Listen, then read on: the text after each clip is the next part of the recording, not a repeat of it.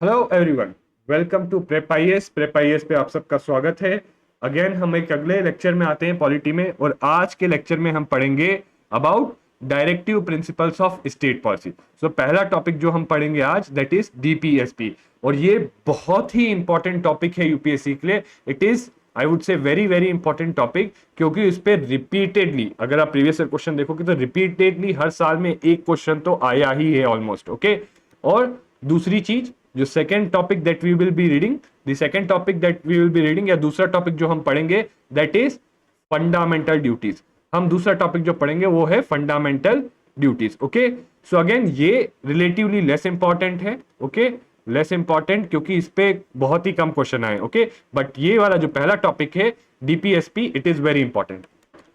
Again start करने से पहले जो भी लोग हमें पहली बार ये लेक्चर देख रहे हैं, जो जिन्होंने अभी ज्वाइन किया है, उनकी इंफॉर्मेशन के लिए I would like to tell that prep IAS ने 3 महीने का completely free crash course launch किया है यूट्यूब पे। मतलब सारे लेक्चर्स यूट्यूब पे होंगे for prelims 2021। So prep IAS has launched a 3 months free crash course for prelims 2021 on YouTube. You will get all the lectures on YouTube, और ये crash course comprehensively आपका प्रीलिम्स के लिए कवर करेगा। Okay, ये आपका स्टैटिक पोर्शन कवर करेगा, plus dynamic portion भी कवर करेगा। साथ में इसमें 5 high quality full length mock test है। हम हाई क्वालिटी इसलिए बोल रहे हैं कि बेसिकली हम इसमें वो सारे क्वेश्चंस इंक्लूड करेंगे जिनकी हाईएस्ट प्रोबेबिलिटी है आपके प्रीलिम्स में आने की। साथ ही साथ जो है इसमें हर संडे को होंगे डाउट क्लियरिंग सेशन। सो जो भी लेक्चर्स आप यहाँ पर देखते हैं, अगर आपको उनमें कुछ भी डाउट हो, if you have any doubt on in those lectures, तो प्लीज वो डाउट्स अपने आप डिस्क्रिप्शन बॉक्स में हर लेक्चर के एक डाउट फॉर्म है, उसमें आप वो डाउट्स भरिए, and we will try to address those doubts on Sunday. Okay, we are also covering CSAT, तो सी सेट पे भी क्लासेस होगी, बिकॉज यू ऑल नो जो सी सेट जो पेपर 2 आता है वो एप्टीट्यूड का, it is getting tougher day by day. कई बार लोग जीएस की कट ऑफ क्लियर करते हैं बट सी सेट नहीं, तो हम सी सेट भी इंक्लूड करेंगे।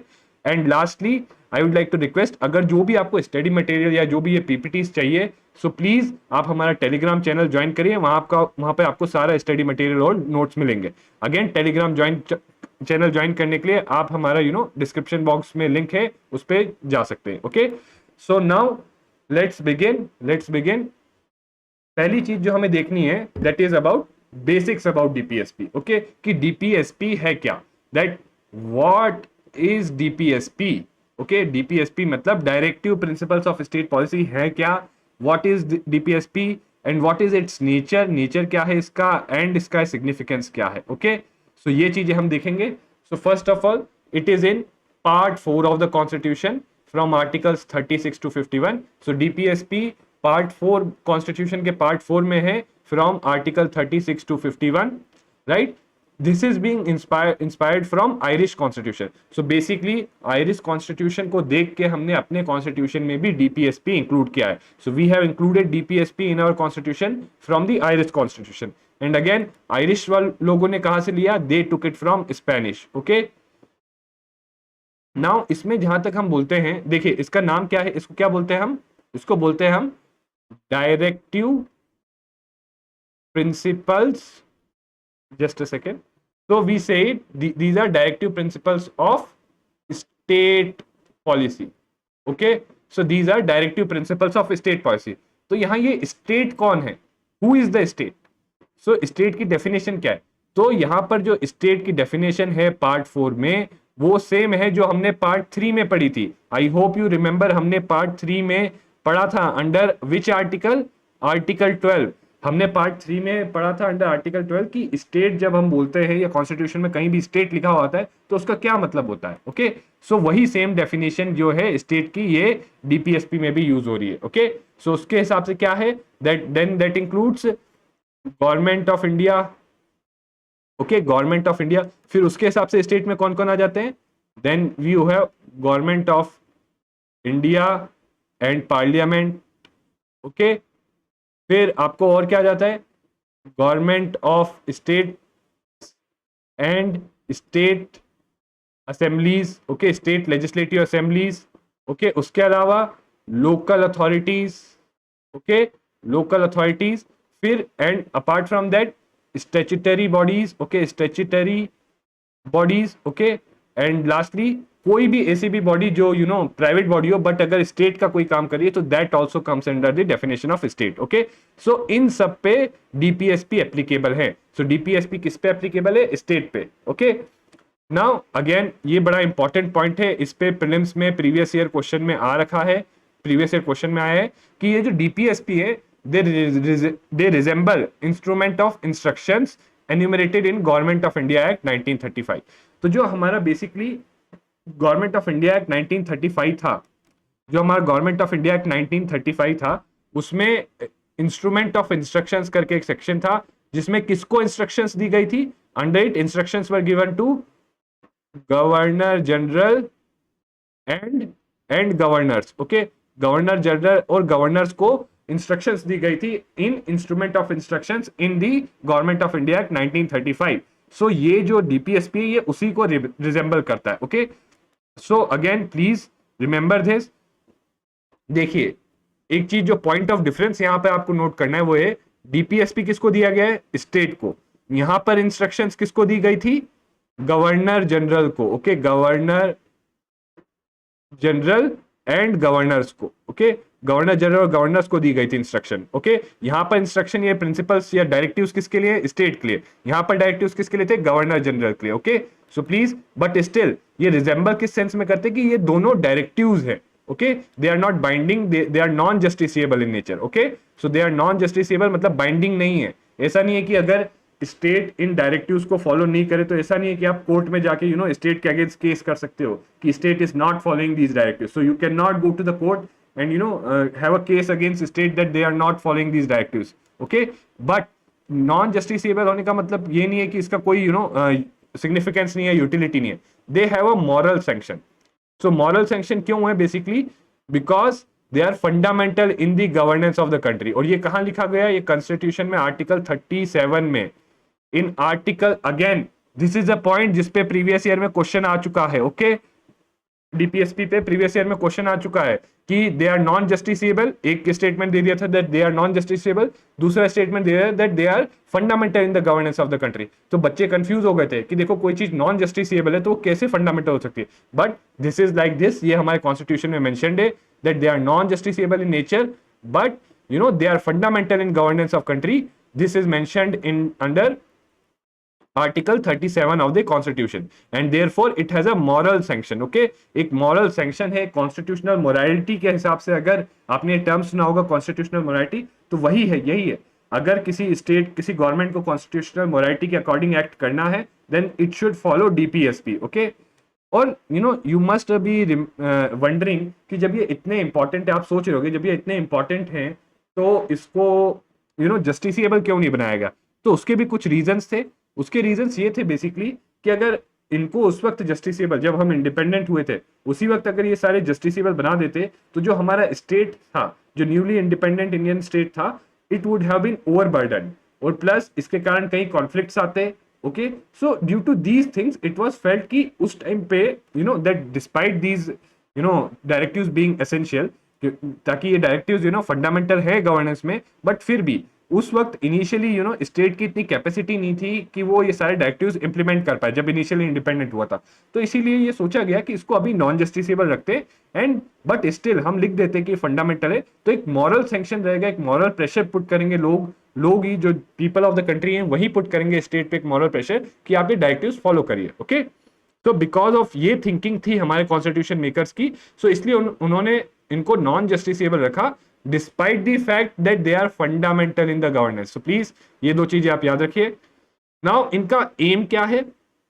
देखिए कुछ डायरेक्टिव्स दिए हुए हैं तो कुछ डायरेक्टिव्स किसी एम के लिए दिए होंगे ना, किसी पर्पस के लिए दिए होंगे। So what is the purpose और aim of these directives? Okay, so they aim to establish a welfare state. तो पहला पर्पस तो ये।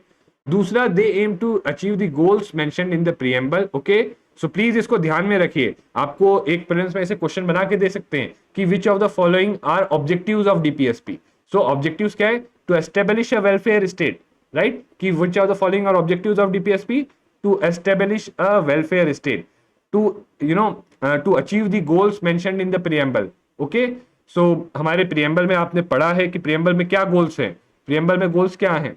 Justice, liberty, equality, okay, so on so fourth. तो ये सारे गोल्स हैं हमारे प्रियम्बल में, तो ये सारे गोल्स को अचीव करने के लिए ये डीपीएसपी है। Okay, and to establish a economic and social democracy, please remember this also. So ये 3 की ऑब्जेक्टिव्स हैं। ओके, इस पे आपको प्रिलिम्स में क्वेश्चन बन सकता है लाइक दिस कि which of the following is objectives of DPSP, कि डीपीएसपी के इनमें से कौन से ऑब्जेक्टिव्स हैं। Okay, also they help the courts like preamble, preamble की तरह। देखिए प्रियम्बल को लेके क्या क्वेश्चन आया था, आपने देखा था ना प्रीवियस ईयर, अगर आपने डाउट सेशन देखा होगा तो प्रीवियस ईयर में जो क्वेश्चन मैंने डिस्कस किया था उसी तरीके से इस पे भी क्वेश्चन बन सकता है। तो इसलिए ध्यान रखिए that they can help the courts in examining and determining the constitutional validity of a law. तो मतलब क्या इनका कोई लीगल इफेक्ट है, they do have a legal effect, they do have a legal effect। okay, they do have a legal effect। आप अगर अगर आप में से किसी ने नहीं देखा वो डाउट सेशन नहीं देखा हो तो लेट मी टेल यू, उसमें एक क्वेश्चन था ऑन प्रियम्बल, प्रीवियस ईयर का क्वेश्चन था प्रियम्बल में। उसमें कहा गया था 2 स्टेटमेंट्स में, डाउटफुल स्टेटमेंट्स थे, कि एक में था preamble has no legal effect. Okay, preamble has no legal effect, right. और दूसरे में था preamble has no legal effect on its own। मतलब सिर्फ प्रियम्बल का कोई लीगल इफेक्ट नहीं है। तो इन 2 में डाउटफुल था, तो ऑब्वियसली ये वाला स्टेटमेंट गलत था क्योंकि उसका लीगल इफेक्ट था, क्योंकि preamble could have been used to interpret the constitution. तो सिमिलर चीज यहां भी है इसके लिए कि डीपीएसपी 2 नॉन जस्टिसिएबल, ये नॉन जस्टिसिबल है, but they do help the courts in examining and determining the constitutional validity of the law. और ये हम आगे भी देखेंगे। ओके, कैसे। Okay, but please do remember this point also. Okay, so ये बहुत ही इंपॉर्टेंट है। देखिए डीपीएसपी पढ़ते वक्त सारी लिस्ट रटना इतना इंपॉर्टेंट नहीं है जितना ये चीजें अंडरस्टैंड करना इंपॉर्टेंट है डीपीएसपी के बारे में, क्योंकि क्वेश्चंस जो हैं डीपीएसपी पे कॉन्सेप्चुअल आते हैं। ओके, लिस्ट वाले क्वेश्चंस आप देखोगे प्रीवियस ईयर में, ये नहीं आते कि इनमें से कौन सा डीपीएसपी, ये क्वेश्चन नहीं आता है। ओके, सो ये आपके लिए इंपॉर्टेंट है कि आप कॉन्सेप्ट समझो। Okay, rather than trying to remember the list of DPSPs की क्या क्या डीपीएसपीज है, try to understand the concept. Okay, so I hope ये सारा पार्ट आपका क्लियर होगा। This part is very very very important, क्योंकि इससे मैंने ऑलरेडी आपको बताया, एक बार इस पे क्वेश्चन आ चुका है, एक बार इस पे क्वेश्चन आ चुका है, एक बार इस पे क्वेश्चन आ चुका है। ओके, सो ऑलरेडी मैंने बता चुका है किस किस चीजों पे क्वेश्चन आ चुका है। सो इसलिए ये पार्ट बहुत इंपॉर्टेंट है, इसको ध्यान से पढ़िए। और अगर आपको इस पार्ट में कोई डाउट है तो प्लीज इस लेक्चर के एंड में आप अपना डाउट नोट कर लीजिए और लेक्चर के एंड में डाउट फॉर्म में जरूर भरिए। Okay, we will try to address it on Sunday. So this was about the basics of DPSP. Now we move on to classification. Okay, DPSP को कैसे क्लासिफाई किया जा सकता है। तो देखिए, एक तो जो तरीका आपने लक्ष्मीकांत अगर पढ़ी होगी तो वो तो है बेस्ड ऑन नेचर, कि सोशलिस्ट प्रिंसिपल्स हो गए, गांधीयन हो गए, लिबरल इंटेलेक्चुअल हो गए। ओके, सो सोशलिस्ट मतलब जो सोशलिस्ट स्टेट की, मतलब सोशलिस्ट मतलब लोगों के वेलफेयर के लिए प्रिंसिपल्स है, principles which aim to ensure equal distribution of wealth, principles which aim to ensure equality in the society, वो सोशलिस्ट प्रिंसिपल्स हो गए। Principles which aim to ensure कि कोई क्लास जो रिच और पुअर में ज्यादा डिवाइड ना हो, ओके, इकोनॉमिक इनइक्वालिटी ना हो, सोशल इनइक्वालिटी ना हो। सो ऐसे सारे जो हमारे डीपीएसपी हैं वो क्या है, सोशलिस्ट। ओके, दूसरे हो गए गांधीयन। सो गांधीयन बेसिकली प्रिंसिपल्स ऐसे हैं जो गांधीयन आइडियोलॉजी पे बेस्ड है, जो गांधी जी ने ड्यूरिंग द फ्रीडम स्ट्रगल जो आइडियाज दिए थे। फॉर इंस्टेंस गांधी जी ने बोला था कि we need a program for national construction, उसमें गांधी जी ने कहा था कि हमें खादी इंडस्ट्रीज को प्रमोट करना चाहिए, that we have to promote khadi industries. So we have a directive principle which gives directive to the state that it should take steps to promote khadi industry। Okay, similarly liberal intellectual principles, so basically जो liberal है, जो intellectual है, जो basically society के progressive society which aims to make our society more progressive, so ऐसे principles को हम liberal intellectual बोलते हैं। So I hope आपको समझ में आ गया होगा socialist principles क्या होते हैं, गांधीयन प्रिंसिपल्स बोलते हो वो क्या होते हैं, और लिबरल इंटेलेक्चुअल प्रिंसिपल्स क्या होते हैं। इसके अलावा एक और तरीका है जो ये डीडी बसु में दे रखा है। Okay, again I would strongly recommend आप प्लीज डीडी बसु मत पढ़ना। ओके, जो भी इंपॉर्टेंट चीज है मैं यहां पर इंक्लूड कर ले रहा हूं डीडी बसु से, सो प्लीज आप मत पढ़ना डीडी बसु, आपका काफी टाइम उसमें जाएगा। Okay, so now based on what they intend to do, so the ideals that state should strive for, मतलब पहली चीज तो है कुछ प्रिंसिपल्स क्या है, कुछ प्रिंसिपल्स ऐसे हैं जो वो आइडियल्स बताते हैं कि क्या आइडियल स्टेट को अचीव करने की कोशिश करनी चाहिए. So some principles tell us the ideals, some DPSP tell us the ideals that state should strive for, particularly economic ideals. Okay, जैसे कैसे इकोनॉमिक आइडियल, कैसे इकोनॉमिक इक्वालिटी के लिए, इकोनॉमिक आइडियल कैसे फॉर इकोनॉमिक इक्वालिटी. ओके, अब इसमें क्या DPSP है हमारे पास आप आगे देखोगे एक डीपीएसपी है आर्टिकल 39A में, which calls for equal distribution of wealth. Okay, ये डीपीएसपी है से. सो ये डीपीएसपी क्या है, ये एक आइडियल अचीव करने की, जो states ideals that state should strive for. Okay, कि स्टेट को किन आइडियल्स को अचीव करने की कोशिश करनी चाहिए. ओके, नेक्स्ट कुछ है directions to legislature and executive, कि कुछ सीधा सीधा डायरेक्शन है कि लेजिस्लेचर को ये काम करना है, एग्जीक्यूटिव को ये करना चाहिए. ओके, और some are rights of citizen and some DPSP are rights of citizen. So अगर आपको कल को क्वेश्चन आए प्रीलिम्स में कि which of the following are the parts of DPSP, या डीपीएसपी से रिलेटेड क्या है, सो और आपको स्टेटमेंट दे that DPSP also includes rights of the citizens, तो आप सोचोगे कि यार राइट्स तो सिर्फ फंडामेंटल राइट्स में, डीपीएसपी में तो नहीं, बट नहीं, DPSP also has rights of citizens, और ये दे आर नॉट इन्फोर्सिएबल या justiciable like fundamental rights, but still state को ट्राई करना चाहिए कि वो सिटीजंस के लिए ये जो राइट्स मेंशन्ड है इसमें डीपीएसपी में वो अचीव करे. Okay, so please remember this, DPSP also includes rights of the citizens, it also includes directions to the legislature, and it also includes ideals that state should strive for. Okay, so please, ये very important है, इस पे आपको question आने की possibility है कि DPSP क्या इंटेंड करते हैं या किस टाइप से हम उसे क्लासिफाई कर सकते हैं. ओके, सो प्लीज इंश्योर कि वो राइट्स भी, there are some DPSPs which are rights of citizen, कुछ डीपीएसपी सीधा डायरेक्शन है लेजिस्लेचर एग्जीक्यूटिव को, and some DPSPs tell the state that these are the ideas that you should try to achieve. Okay, अब classification के बाद हम list पे आते हैं.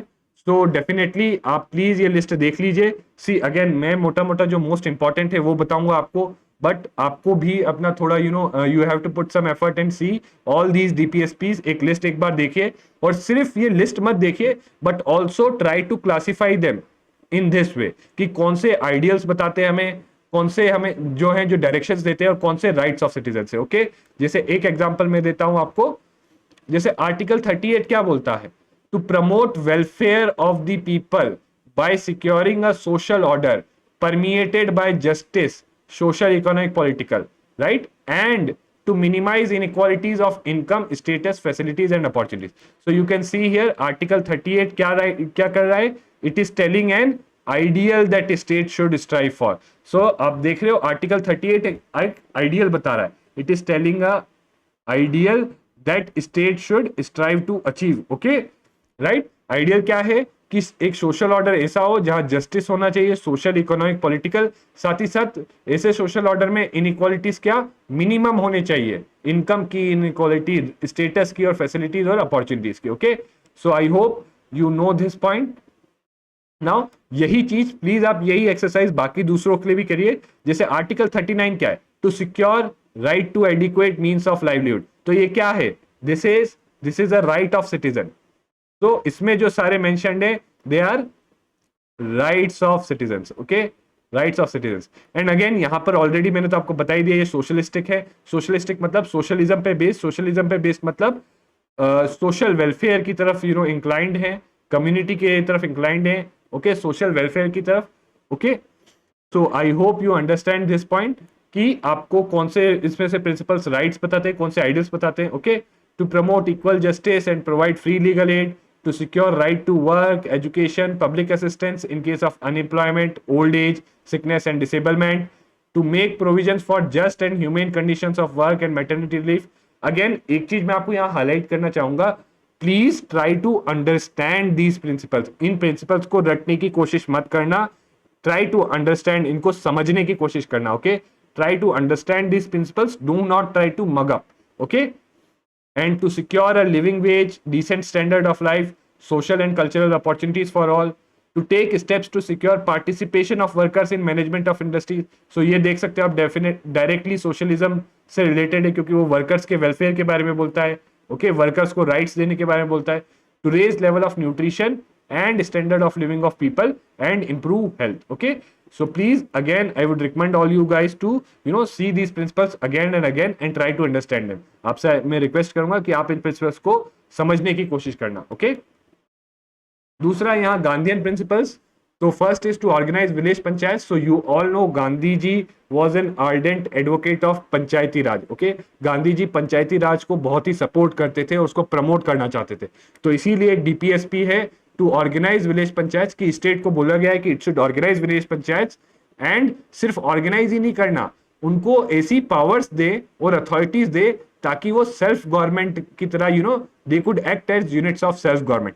और इसी के परसुएंस में क्या किया गया है, स्टेट ने 73rd आपका कॉन्स्टिट्यूशनल अमेंडमेंट एक्ट आया है जिससे पीआरआईज को क्या कर दिया गया है, कॉन्स्टिट्यूशनलाइज, उनको कॉन्स्टिट्यूशनल स्टेटस दिया गया है. ओके, बट अगेन अभी भी क्या वो यूनिट्स ऑफ सेल्फ गवर्नमेंट हैं टोटली? तो नहीं, कई काफी लेकुना है उनमें. Okay, next is to promote cottage industries on individual and cooperation basis in rural areas.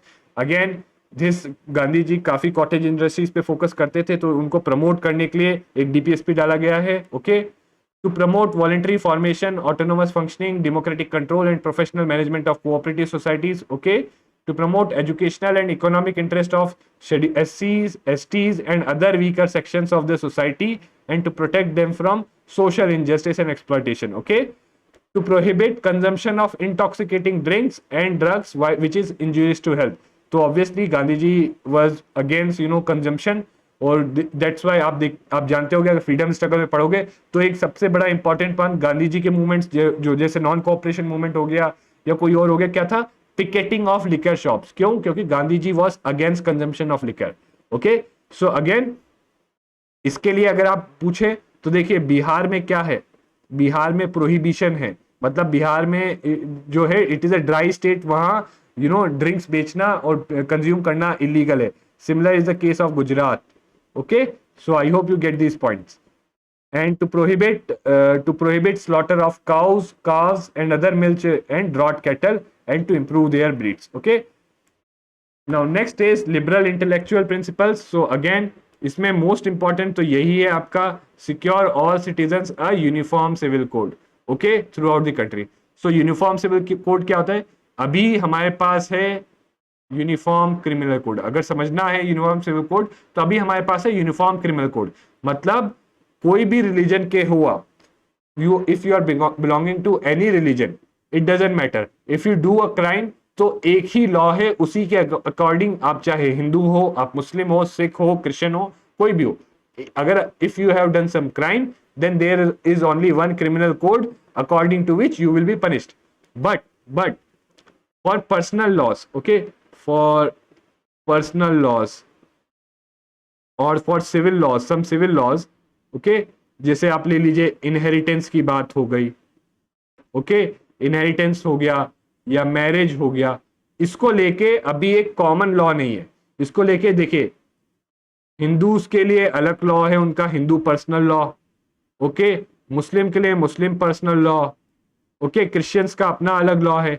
सो इसको लेके कॉमन लॉ नहीं है. ओके, सो अगेन हमारा कॉन्स्टिट्यूशन डायरेक्टिव देता है स्टेट को that it should gradually move towards a uniform civil code. Okay, that ये सबको मर्ज करके बस एक ही पर्सनल लॉ होगा, एक ही कोड होगा, सिविल कोड होगा. ओके, और उस सिविल कोड में चाहे आप किसी भी रिलीजन को बिलोंग करते हो, आपको एक ही तरह ट्रीट किया जाएगा. ओके, बट अगेन देखिए यहां से आप ये भी समझ सकते हैं, from here you could also see understand that why these principles were not made justiciable. Okay, क्योंकि आप देखो आज की डेट में भी यूनिफॉर्म सिविल कोड पे ऐसी चीज है जिसपे कोई कंसेंसस नहीं है. There is no consensus on uniform civil code even today.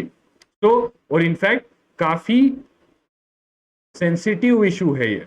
तो अगर इसको फोर्स किया जाएगा, इफ अगर इसको जस्टिसेबल बना दें और इसको फोर्स के थ्रू इंप्लीमेंट किया जाए, अगर स्टेट इसको फोर्स के थ्रू इंप्लीमेंट करेगा तो क्या होगा, देन ऐसे सेंसिटिव इशू को अगर फोर्स के थ्रू इंप्लीमेंट करेंगे तो obviously there is a possibility of communal riots and communalism. Okay, it could lead to communal riots and communalism, and this could in fact threaten unity and integrity of our country. सो देखिए ये जो provision है ये बोलते हैं कि it could help make our country further unity और integrity बढ़ाएगा हमारी कंट्री की, बट अगर इस चीज को फोर्स किया गया so it could adversely affect unity and integrity of our country. Okay, next is to provide early childhood care and education for all children until they complete age of 6. Okay, और ये basically 86th constitutional amendment act से introduce किया गया था।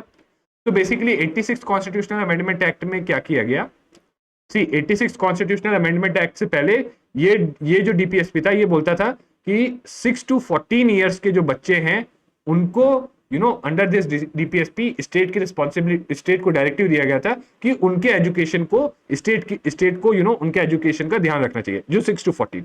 But 86 constitutional amendment act में article 21A ले आए हम, और हमने बोला कि ये जो 6 to 14 ईयर्स के एज के बच्चे हैं जो एलिमेंट्री एजुकेशन में, now this is a fundamental right. Okay, और साथ ही साथ क्या किया गया, इसमें आर्टिकल 45 को चेंज कर दिया गया, और आर्टिकल 45 को चेंज करके बोला कि अब जो 0 to 6 ईयर्स के जो बच्चे हैं उनके अर्ली चाइल्डहुड केयर और एजुकेशन का डायरेक्टिव दिया गया स्टेट को कि स्टेट को अब इन पे फोकस करना है। ओके, तो I hope you understand this. और इनफैक्ट प्लीज रिमेंबर, देखिए ये करंट एस्पेक्ट ये है, आप न्यू एजुकेशन पॉलिसी जानते हो 2020, तो आप जानते होगे उसमें फोकस है 0 to 6 ईयर्स के जो अर्ली चाइल्डहुड केयर और एजुकेशन, ECCE, जो early childhood care and education के लिए फोकस है न्यू एजुकेशन पॉलिसी 2020 में।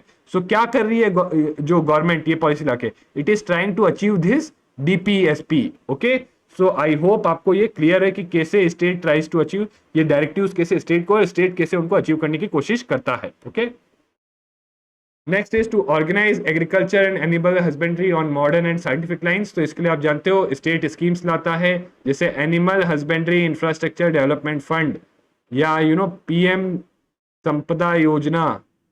ओके, या बहुत सारे ऐसी स्कीम्स हैं for agriculture and animal husbandry, जैसे राष्ट्र कृषि विकास योजना। ओके, सो सारी स्कीम्स क्यों है, to make animal husbandry modern and to organise it on scientific lines. जैसे एग्रीकल्चर के लिए क्या लाए, अगर if I ask you example, इसको फॉलो करते हो एग्रीकल्चर के लिए क्या लाए, ग्रीन रेवोल्यूशन। और ग्रीन रेवोल्यूशन में क्या किया, हाई यील्डिंग वैरायटी सीड्स। तो ये क्या है, ये साइंटिफिक लाइंस में हम एग्रीकल्चर को बढ़ा रहे हैं ना, we are increasing making agriculture progress on scientific lines. Okay, similarly to protect and improve environment and to safeguard forest and wild life. So इसके लिए आप सब जानते हैं हमारे पास है वाइल्ड लाइफ प्रोटेक्शन एक्ट।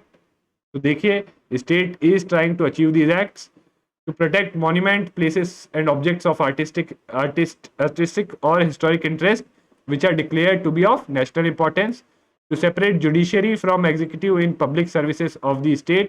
मतलब जो पब्लिक सर्विसेज है स्टेट की, उसमें जुडिशियल और एग्जीक्यूटिव फंक्शन किसी सिंगल एंटिटी के पास नहीं होने चाहिए। एंड लास्टली ये जो है ये आपका इंटरनेशनल रिलेशंस के लिए है, इंटरनेशनल रिलेशंस।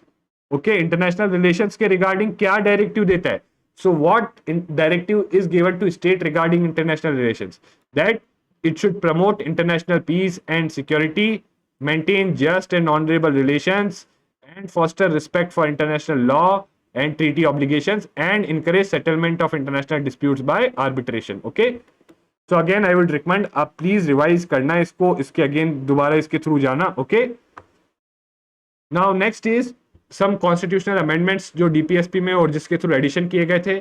42nd अमेंडमेंट के थ्रू ये चीजें ऐड की गई थी। Okay, secure opportunities for healthy development of children, promote equal justice and free legal aid to poor, to take steps to secure participation of workers in management of industries, to protect and improve environment and safeguard forest and wild life. 44th amendment act के through ये part जो add किया गया था article 38 में, that to minimise inequalities okay of income status facilities and opportunities. 86th amendment act I have already told you, and 97th amendment act के through for this voluntary formation, autonomous functioning, democratic control and professional management of cooperatives. ये state को directive दिया गया था कि state को ये ensure करना है। ओके, नेक्स्ट अब सबसे एक इंपॉर्टेंट एस्पेक्ट है, देखिए डायरेक्टिव प्रिंसिपल से एक तरफ और एक तरफ फंडामेंटल राइट से। तो कई बार देखा गया है कि दोनों में कॉन्फ्लिक्ट होता है, कई बार डायरेक्टिव प्रिंसिपल्स को स्टेट इफेक्ट देना चाहता है, उनको स्टेट इंप्लीमेंट करना चाहता है, but they go against fundamental right. Okay, so इसी केस में देखते हैं हु विल प्रिवेल। सो एक इवोल्यूशनरी व्यू लेंगे हम, इवोल्यूशनरी व्यू, और अल्टीमेटली हम देखेंगे फिर फाइनल पोजीशन आज के डेट में क्या है, कि क्या स्टेटस है, हु विल प्रिवेल, कि क्या डायरेक्टिव प्रिंसिपल्स को ज्यादा प्रेसिडेंस मिलती है या फंडामेंटल राइट्स को। ओके, सो सबसे पहले फर्स्ट कॉन्स्टिट्यूशनल अमेंडमेंट एक्ट आया था और उसको चैलेंज किया गया था चंपकम दोराइजन केस में, क्योंकि फर्स्ट कॉन्स्टिट्यूशनल अमेंडमेंट एक्ट क्या करना चाहता था, डीपीएसपी के according it aim to implement land reforms. Okay, but वो लैंड रिफॉर्म्स इंप्लीमेंट करना चाहता था, बट वो कौन से फंडामेंटल राइट, फंडामेंटल राइट कौन से वाला, right to property, right to property के कॉन्फ्लिक्ट में आ रहा था। ओके, सो इसीलिए पहला केस जहां कॉन्फ्लिक्ट में आया that was Champakam Dorairajan, it was regarding the first constitutional amendment act. Okay, तो उसमें क्या होल्ड किया, that fundamental right will prevail, कि फंडामेंटल राइट प्रिवेल करेंगे, but fundamental rights can also be amended for DPSP implementation.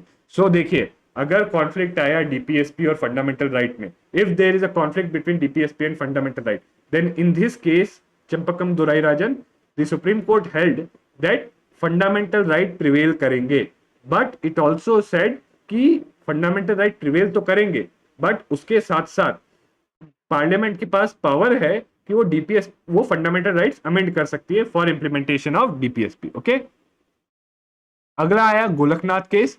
सो इसमें क्या सुप्रीम कोर्ट ने कहा कि fundamental rights can not be amended. So basically अब fundamental rights are sacrosanct, they are supreme, और DPSP will always remain subordinate to fundamental rights. Okay, यहां पे ये पोजीशन हो गई। तो इसके बाद क्या किया गया, पार्लियामेंट ने 24th कॉन्स्टिट्यूशनल अमेंडमेंट एक्ट और 25th एक्ट पास किए। 24th में पार्लियामेंट ने द पावर टू अब्रिज और टेक अवे फंडामेंटल राइट्स, ये पावर ली पार्लियामेंट ने कि ये जो पावर्स हैं उसके पास, that constitutional amendment. So basically 24th amendment act में पार्लियामेंट एक अमेंडमेंट लाया और under article 368 and it gave itself the power to amend the fundamental rights. यहां बोला सुप्रीम कोर्ट ने कि फंडामेंटल राइट्स अमेंड नहीं हो सकते, तो पार्लियामेंट ने कॉन्स्टिट्यूशनल अमेंडमेंट के थ्रू एक पावर अपने आप को दे दी कि फंडामेंटल राइट्स अमेंड हो सकते हैं। फिर 25th अमेंडमेंट एक्ट में क्या, इट इंसर्टेड आर्टिकल 31C, और as per this article for implementation of DPSP, so जो directive principles of state policy article 39B और C में है, अगर उनको इंप्लीमेंट करना है, if those are to be implemented, then the parliament can make a law which could override the fundamental rights under article 19 and 21. so इस case में जो fundamental rights article 19 और 21 में है, they could be वो undermine हो सकते हैं अगर कोई लॉ बनाया जा रहा है to implement DPSP under article 39B and 39C. Okay, और दूसरा एक और प्रोविजन लाया था इसमें कि judicial review is not applicable to any law which aims to give effect to DPSP. Okay, so judicial review will not be applicable to any law which aims to give effect to DPSP. okay, but ये वाला provision in Keshavananda Bharti case, it was held that judicial review basic structure बनाया, judicial review is part of basic structure, और इसीलिए ये वाले part को क्या कर दिया, strike down, but ये वाला पार्ट जो फर्स्ट एस्पेक्ट था इसको किया uphold. okay, so in Keshavananda Bharti case the first aspect of the 25th constitutional amendment act regarding article 31C was upheld, but ये जो second था कि judicial review will not apply to those laws which are trying to implement DPSP, मतलब ऐसे laws जो DPSP को implement करना चाहते हैं उस पर judicial review applicable नहीं होगा, इसको strike down कर दिया। और क्यों strike down किया, कहा कि judicial review is part of basic structure of constitution, जिसको parliament change amend नहीं कर सकता। उसके बाद आया 42nd constitutional amendment act. okay, after that we had 42nd constitutional amendment act. Under this जो आर्टिकल 31C आपने पीछे पढ़ा था, अभी तक क्या था, वो बस 39A 39B एंड C के लिए था, बट अब क्या कहा गया, that it is not only for 39B and C, it is for all DPSPs. So अब सारे डीपीएसपीज कैन ओवरराइड कौन से फंडामेंटल राइट्स, आर्टिकल 19 और 21 में जो फंडामेंटल राइट्स हैं उनको सारे डीपीएसपीज ओवरराइड कर सकते हैं। Okay, now next Minerva Mills case आया, तो इसमें इसको बोला कि ये चीज है अनकॉन्स्टिट्यूशनल, ऐसा नहीं हो सकता। ओके, और इसमें ही मिनर्वा मिल्स केस में ही फाइनल पोजीशन ले डाउन की गई कि पहली चीज क्या there should be balance between fundamental rights and directive principles, मतलब ऐसा नहीं है कि कोई ज्यादा इंपॉर्टेंट है कम, दोनों में एक बैलेंस होना चाहिए। ओके, दूसरा फंडामेंटल राइट्स जो आर्टिकल 14 और 19 में है, they could be subordinated by a law.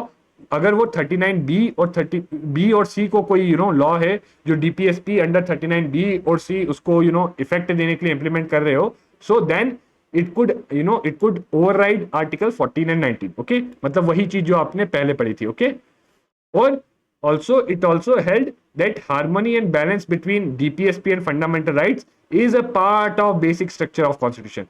Please, very important, remember this। So the harmony and balance between the fundamental rights and DPSP is part of the basic structure of the constitution। okay, next है fundamental rights can be amended. So fundamental rights हम amend तो कर सकते हैं for implementing DPSP, we can amend fundamental rights for implementing DPSP, but एक condition है, but there is one condition. What is that condition? That जो भी आप अमेंडमेंट करो it should not violate basic structure of constitution. So whatever amendment you do it should not violate basic structure. Apart from that, you could amend the fundamental rights and you could get, you could implement DPSP. Okay, now this is a comparison between DPSP and fundamental rights. DPSP, I'm sorry, this is fundamental rights and this is DPSP। okay, so basically देखिए जो आपके fundamental rights है they are negative, मतलब क्यों? State को रोकते हैं। ये पॉजिटिव है, ये स्टेट को बोलते हैं कि आप ये करो, and these tell the state that do not do this, and these tell the state that you should do this। okay, they are justiciable, they are non-justiciable, they aim to establish political democracy, they aim to establish social and economic democracy, they aim for welfare of individual and they aim for welfare of community, and they are self executory। मतलब ज्यादातर जो DPSP है, वो ज्यादातर जो fundamental rights है वो खुद से एग्जीक्यूट हो जाते हैं, उनको इंप्लीमेंट करने के लिए कोई लॉ की जरूरत नहीं है। But here there is a requirement of a legislation to implement DPSP. तो इनको डेफिनेटली मैंने बोला इंप्लीमेंट करने के लिए लेजिस्लेशन चाहिए। तो कैसे इंप्लीमेंट? लैंड रिफॉर्म्स लॉ लाए थे, maternity benefit act, equal remuneration act, या नेशनलाइजेशन ऑफ 14 कमर्शियल बैंक्स करना, या लीगल सर्विसेज अथॉरिटी एक्ट। कौन से डीपीएसपी को? Free legal aid and service, Khadi village and industries board to promote cottage industries, wild life protection act, 3-tier Panchayati Raj system, seats are reserve for SC, ST and other vehicles sections in education institute. So ये कुछ ही, ये these are only some of the laws और administrative acts या policy जो DPSP implement करने थे। अगर आप लेटेस्ट देखोगे तो मैंने आपको बताया है न्यू इकोनॉमिक पॉलिसी 2020 जो डीपीएसपी अंडर आर्टिकल 45 है। आर्टिकल 45 के अंदर जो डीपीएसपी है उसको इंप्लीमेंट करने की कोशिश करता है। Now there are some directives outside part 4 also। They are directives, they are outside part 4, मतलब they are directives स्टेट को करना चाहिए, but these are not fundamental to governance। okay, these are not fundamental to governance। okay, जो part 4 के अंदर थे they are fundamental to governance. जो directives part 4 के अंदर थे they are fundamental to governance.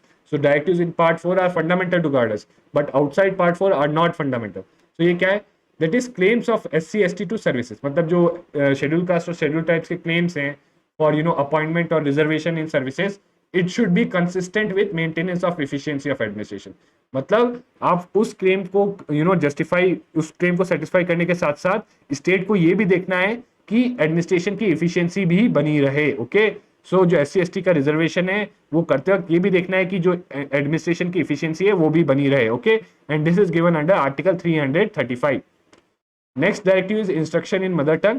So every state, every local authority within the state should aim to, उस directive दिया गया है, should provide adequate facilities for instruction in mother tongue at primary stage of education to children belonging to linguistic minority groups। okay, so basically state को ये directive दिया गया है कि उसको जो linguistic minority groups है तो उस कम्युनिटी के बच्चों को मदर टंग में एजुकेशन देने के लिए स्टेट को सारी फैसिलिटीज प्रोवाइड करनी चाहिए at primary stage of education. Okay,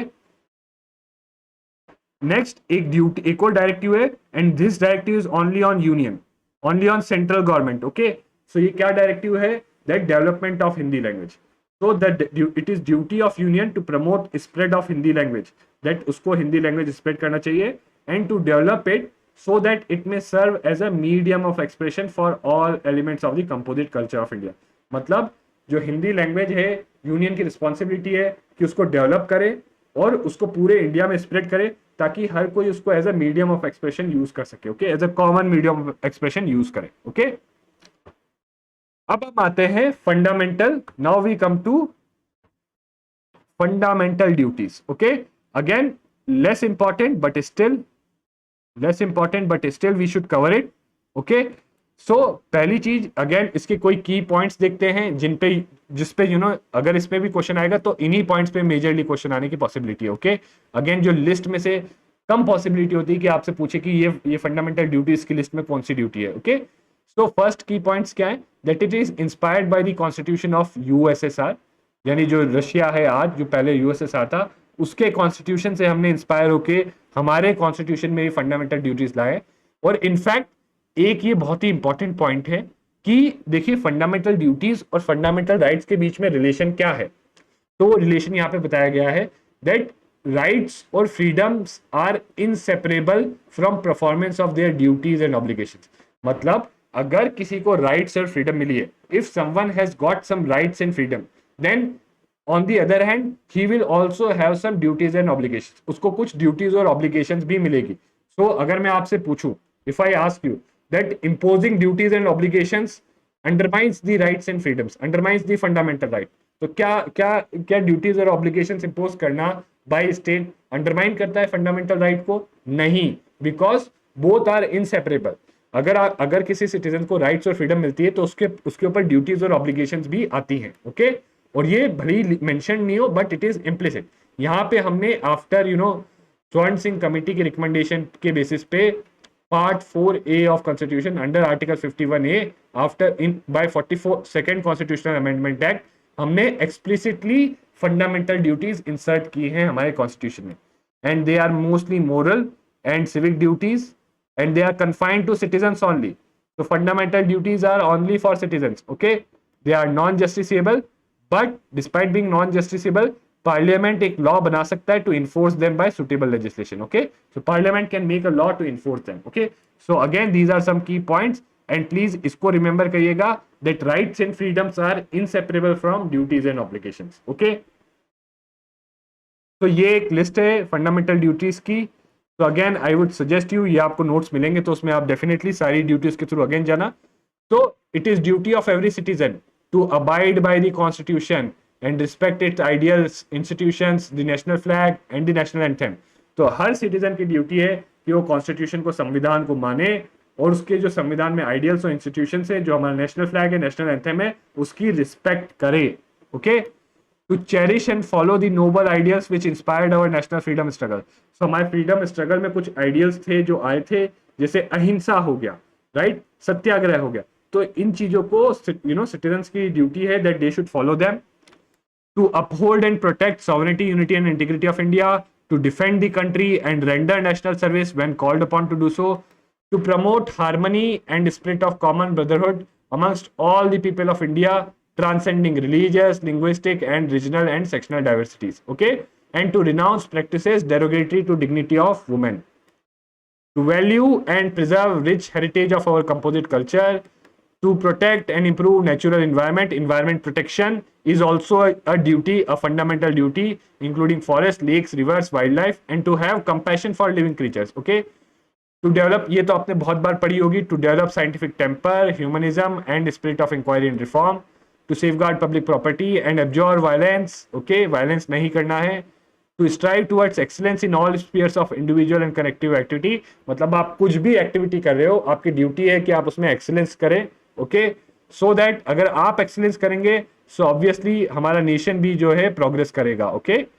and ये जो लास्ट वाली है, द लास्ट ड्यूटी 11th, सो कोई भी अगर पेरेंट और गार्डियन है तो उसकी ड्यूटी है कि वो अपने बच्चे को, जो 6 to 14 ईयर्स का बच्चा है, उसको वो स्कूल भेजे, okay. Any parent or guardian should ensure that he should give education to his child between 6 to 14 years. और ये क्यों किया? क्योंकि बेसिकली 86 कॉन्स्टिट्यूशनल अमेंडमेंट एक्ट के थ्रू हमने ऑलरेडी इसको एक राइट बना दिया गया। तो आप देख रहे हो, आप क्या यहाँ पर देख सकते हो, ये चीज कैसे हाईलाइट हो रही है? सी आर्टिकल 21A में 6 to 14 ईयर्स के लिए elementary education is a right. तो ये राइट है, तो क्या ड्यूटी भी आई इसके साथ पेरेंट्स पे कि उनको अपने बच्चों को स्कूल भेजना चाहिए। सो आप देख सकते हो rights and duties are inseparable. Okay, please keep this in mind. Now we see some laws which are giving effect to fundamental duties. So in fact अब बहुत सारे लॉज ऐसे हैं जो फंडामेंटल ड्यूटीज को इंप्लीमेंट करने के लिए हैं, जैसे prevention of insult to national honour act, okay, wild life protection act, forest conservation act and protection of civil rights. ये थोड़े बहुत ही हैं, बट क्योंकि इसमें ज्यादा पॉसिबिलिटी नहीं है क्वेश्चन आने की, मेनली क्वेश्चन आपको यहां से आएगा। ओके, यहां से। ओके, और थोड़ी पॉसिबिलिटी कि इनमें से किसी में से, स्पेशली 11th वाले में से। Okay, so this is it for this session. Again, as always, I would ask you guys to, I would ask you all to previous year questions के थ्रू जाइए, प्रैक्टिस क्वेश्चंस करिए और इससे फिर revise भी करिए। Please do these 3 things. Okay, so please do this and again thank you very much. And please अगर आप हमारा चैनल सब्सक्राइब नहीं किया तो सब्सक्राइब करिए, एंड ऑल्सो टेलीग्राम चैनल भी सब्सक्राइब करिए, वहां पे आपको ये नोट्स, ये पीपीटीज मिल जाएंगी। Okay, so again thank you very much and see you again next time with another lecture on another topic of polity. Okay.